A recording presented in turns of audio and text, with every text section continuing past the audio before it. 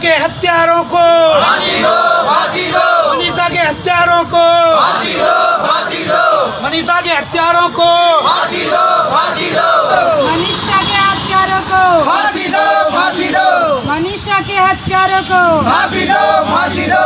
किसानों पर से फर्जी मुकदमा वापस करो, वापस करो। किसानों पर से फर्जी मुकदमा वापस करो, वापस करो। जनपद हापुड़ में नगर पालिका परिषद स्थित धरना स्थल पर राष्ट्रीय पिछड़ा वर्ग मोर्चा के राष्ट्रीय अध्यक्ष चौधरी विकास पटेल व बहुजन क्रांति मोर्चा के राष्ट्रीय अध्यक्ष वामन मेश्राम के आह्वान पर अमर सिंह अपर निजी सचिव उत्तर प्रदेश सचिवालय की बहाली की मांग को लेकर व उत्तर प्रदेश सरकार द्वारा पिछड़े वर्गों की दमनकारी एवं संविधान विरोधी नीतियों के विरोध में आंदोलन के दूसरे चरण में उत्तर प्रदेश के 75 जिलों में हो रहे धरने प्रदर्शन के अंतर्गत जनपद हापुड़ में भी एक दिवसीय धरना प्रदर्शन करके अमर सिंह को तत्काल बहाल करने तथा उत्तर प्रदेश में स्पेशल सिक्योरिटी फोर्स के गठन पर रोक लगाने, सरकारी नियुक्तियों में 5 वर्ष की संविदा व्यवस्था को लागू करने, उत्तर प्रदेश में पिछड़े वर्ग पर हो रहे अन्याय अत्याचार पर रोक लगाने, दोषियों को कड़ी से कड़ी सजा एवं पीड़ितों को पर्याप्त मुआवजा व सुरक्षा देने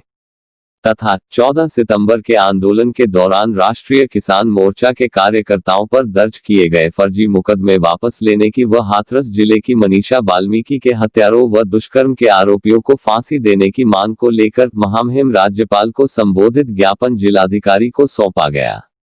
धरना प्रदर्शन को बहुजन मुक्ति पार्टी, भारतीय विद्यार्थी मोर्चा, राष्ट्रीय किसान मोर्चा, राष्ट्रीय मूल निवासी महिला संघ, Bharatiya Yuva Berojgar Morcha, Indian Legal Professionals Association, Indian Medical Professionals Association, Rashtriya Atyachar निवारण बल सहित दर्जनों संगठनों ने समर्थन किया।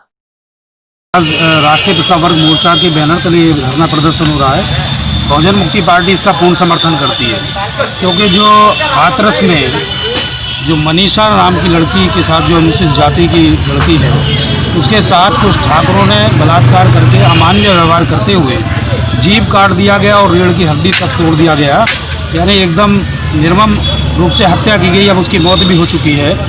उसमें 3 दरिंदों की तो गिरफ्तारी हो गई है, लेकिन एक अभी भी बाहर है।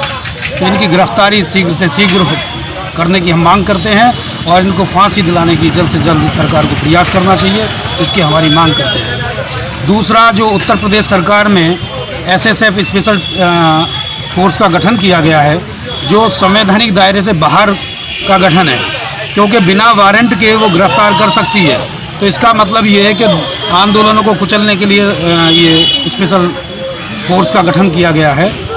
तो इसके गठन का हम विरोध करते हैं और सरकार से मांग करते हैं इसे तत्काल वापस लिया जाना चाहिए। दूसरा, ओबीसी वर्ग के साथ सबसे ज़्यादा धोखेबाजी भारत में हो रही है। ओबीसी की जाति आधारित जनगणना आज तक नहीं की गई है। अगर ओबीसी की जाति आधारित जनगणना हो जाती है तो अनुच्छेद 340 के अनुसार उन्हें संख्या के अनुपात में प्रतिनिधित्व दिया जाना चाहिए, जो आज तक नहीं दिया गया है। हम मांग करते हैं कि 2021 की जो जनगणना होनी है उसमें ओबीसी की जाति आधारित गिनती करके उनको संख्या के अनुपात में प्रतिनिधित्व देने की मांग करते हैं। और जो क्रीमी लेयर लगाया गया है, जो मंडल कमीशन के समय पर जो भारत में संख्या थी 52%, उसको 27% दिया और 27% में भी धोखेबाजी करते हुए क्रीमी लेयर लगा दिया गया। क्रीमी लेयर लगाने का परिणाम ये हुआ कि जिसका प्रतिनिधित्व 52% होना चाहिए था सरकार में, हर विभाग में, उसको मात्र लगभग 5% भरा गया है। तो ओबीसी के साथ सबसे बड़ी धोखेबाजी हो रही है। और क्रीमी लेयर जिसका 2.5 लाख से रुपये इनकम ज़्यादा है, उसको क्रीमी लेयर के दायरे में मान लिया। वहीं जब सामान्य जातियों के लिए आरक्षण की बात आती है तो वहाँ 8 लाख रुपये क्रीमी लेयर यानी 8 लाख रुपये कमाने वाला गरीब व्यक्ति मान लिया गया। ये दोहरा मापदंड है। ये जातिगत और वर्ग के आधार पर मानसिकता रखने वाली जो सरकार है उसका हम विरोध करते हैं और मांग करते हैं कि जाति आधारित जनगणना करके ओबीसी को उसके संख्या के अनुपात में प्रतिनिधित्व दिया जाए। ये जो मनीषा है हाथरस की बेटी, उसको जो रेप करके मार दिया है, इसके हत्यारों को फांसी दी जाए और उनको न्याय मिले। किसानों पे से मुकदमे वापस हों, जो किसानों के खिलाफ कानून बनाया है वो भी वापस हो। वो भी पे इकट्ठे हुए हैं। हमारी जो मनीषा बहन है, भारत की बहुजन बेटी, उसके साथ कुछ ठाकुरों ने बलात्कार किया और उसके घर से खींच के लाए, उसके माँ बाप के सामने से खींच के लाए हैं। उसको रेप करने के बाद उसकी जीभ काटा है जिससे कि वो बोल न सके, बता न सके। उसका रीढ़ का हड्डी तोड़ दिया, उसका गर्दन भी तोड़ दिया और पैर को कुचल दिया। तो हम चाहेंगे कि जो भी इतनी घिनौनी हरकतें की हैं उस बहन के साथ, उस बेटी के साथ, उन दरिंदों को फांसी हो सीधा, और जो भी जजमेंट हो जाति आधारित न किया जाए। अगर जो कोई भी व्यक्ति दोषी पाया जाता है तो उसे सीधा ही सज़ा दी जाए, न कि अपना जात बरादर का, अपने धर्म का है तो उसको बहाल कर दिया जाए और गरीब व्यक्ति परेशान रहे। दूसरा हमारा ये मुद्दा है कि आजकल हमारे देश में किसानों पे बहुत बड़े लेवल पे अत्याचार हो रहा। किसान का मतलब होता है जो अन्नदाता होता है, हमारा पेट भरता है, उसके खेत में काम करने से हम लोग यहाँ चलते हैं, हर एक काम को आगे बढ़ाते हैं। आज गवर्नमेंट का ऐसा राज हो गया है कि किसानों पे लाठी चार्ज कर रहे हैं। हमारे किसान हरियाणा में घुटनों के बल सरकार को पानी मांग रहे हैं कि हमें पानी दी जाए ताकि हम खेत को अच्छा कर सके।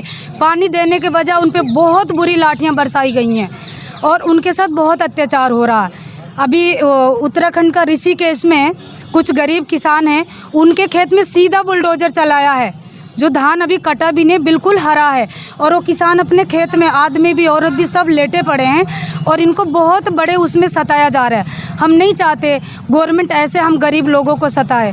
हर जगह ही केवल विरोध की बात क्यों करना? आप जब इतना आग लगा सकते हो, दो सब प्यार के भी बात करेंगे तो हमारे देश को तरक्की होएगी। हमारे बच्चों का शिक्षा से वंचित है, रोजगार नहीं है देश में, सारे युवा परेशान हैं। कोई चोरी कर रहा, कोई ताश खेल रहा, कोई जुआ खेल रहा, कोई उल्टे सीधे काम कर रहे। तो हम कहेंगे कि हमारे युवाओं को रोजगार मिले, बच्चों को अच्छी शिक्षा दी जाए और ताकि हमारे देश का उत्थान हो सके। के हत्यारों को फांसी दो, फांसी दो, मनीषा के हत्यारों को फांसी दो, फांसी दो, मनीषा के हत्यारों को फांसी दो, फांसी दो, के हत्यारों को